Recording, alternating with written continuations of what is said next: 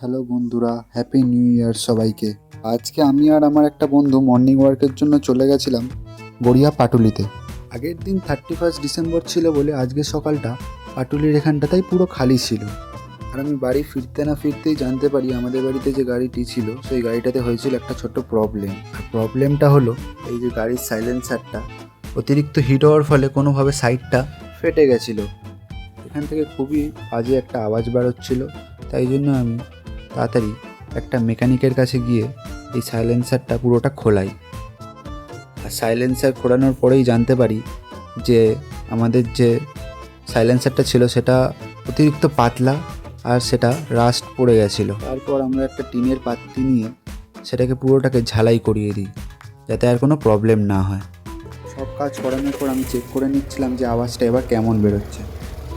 তো দেখলাম না, ঠিকই আছে, আর কোনো প্রবলেম হচ্ছে না। তো আমি বাড়িতে এসে একটু কালো রং করে নিয়েছিলাম যাতে জিনিসটা একটু ভালো দেখতে লাগে। আজকের ভিডিওটা এটুকুই। ভিডিওটা ভালো লেগে থাকলে লাইক করে দিও, আর চ্যানেলে নতুন থাকলে সাবস্ক্রাইব করে দিও।